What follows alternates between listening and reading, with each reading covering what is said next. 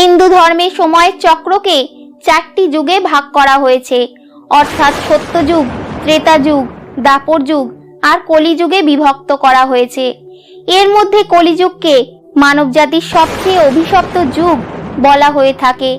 কিন্তু বন্ধুরা, আপনারা এটা হয়তো জানবেন না যে বিষ্ণু পুরাণে মহর্ষি বেদব্যাস কলিযুগকে সর্বশ্রেষ্ঠ যুগ বলে অভিহিত করেছেন।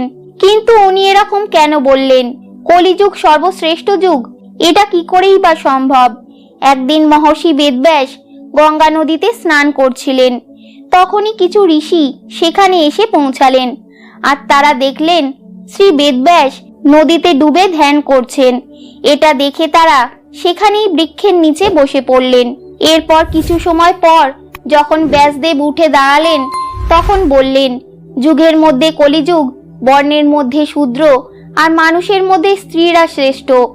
এটা বলে তিনি আবারও জলের মধ্যে একটি ডুব দিলেন, আর কিছু সময় পরে জল থেকে বাইরে এসে বললেন, শূদ্র তুমিই শ্রেষ্ঠ, তুমিই ধন্য। এ কথা বলে মহামুনি আবারও জলে ডুব দিলেন।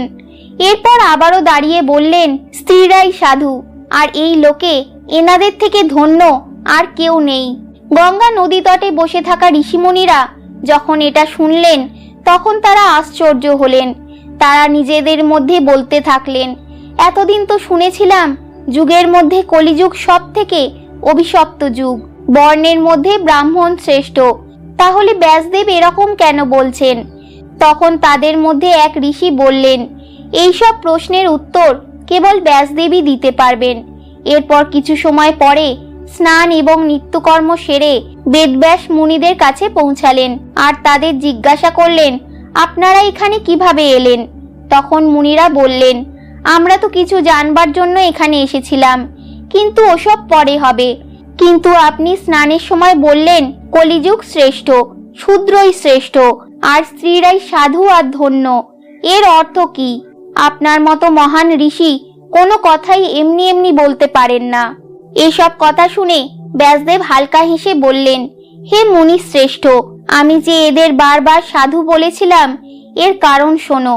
যে ফল সত্যযুগে 10 বছর তপস্যা, ব্রহ্মচর্য আর ধ্যান ইত্যাদি করে পাওয়া যেত, সেটাই ত্রেতা যুগে 1 বছরে, দ্বাপরে 1 মাসে আর কলিযুগে কেবল 1 দিন রাতে প্রাপ্ত করতে পারেন।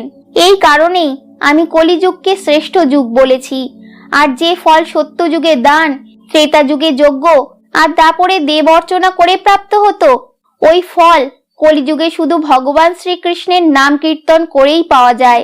কলিযুগে অল্প পরিশ্রম করেই মানুষ মহানতা প্রাপ্ত করতে পারেন। আর এই জন্য আমি কলিযুগকে নিয়ে খুবই সন্তুষ্ট। এবার শূদ্র কিভাবে শ্রেষ্ঠ সেটা বলি। ব্রাহ্মণদের প্রথমে ব্রহ্মচর্য ব্রত পালন করতে হয় এবং বেদ জ্ঞান প্রাপ্ত করতে হয়, আর এরপর বিধিপূর্বক বিধি করতে হয়। আর এর মধ্যেও ব্যর্থ কথা, ব্যর্থ ভোজন আর ভুল বিধি এদের পতনের কারণ হয়। আর তাই এদের সবসময় কঠিন নিয়ম পালন যতটা মুশকিল ততটাই আবশ্যক। এনারা নিজেদের ইচ্ছা মতো খাবারও খেতে পারেন না, আর এইভাবে অনেক বিঘ্ন সহ্য করার পরেই পুণ্য লোক প্রাপ্ত করতে পারেন। কিন্তু যাদের মন্ত্রহীন পাক যজ্ঞেরই অধিকার আছে, ওই শূদ্ররা দ্বিজদের সেবা করলেই পুণ্য অর্জন করতে পারেন। শূদ্রদের ভোজন বা পানীয় সংক্রান্ত কোনো বাধা নিষেধ নেই, এই জন্যই আমি ওদের সাধু বলেছি। এবার স্ত্রীদের কেন শ্রেষ্ঠ বললাম এটা বলি। পুরুষেরা ধর্মের পথে চলে অর্থ উপার্জন করে সর্বদা সুপাত্রকে দান আর বিধিপূর্বক যজ্ঞ করে, আর এটা করা যথেষ্ট কঠিন। আর এই অর্থ অনুচিত কাজে লাগালেও তাদেরকেই কষ্ট ভোগ করতে হয়। আর এইসব উপায় সঠিকভাবে মেনে চলার পরেই কোনো পুরুষ পুণ্য লোকে যেতে পারেন। কিন্তু স্ত্রীরা শরীর মন প্রতিশ্রুতি রক্ষার মাধ্যমে সেবা করলেই স্বামীর সমানই পুণ্য লোক প্রাপ্ত করতে পারেন। এটা উত্তম ছাড়া আর কি।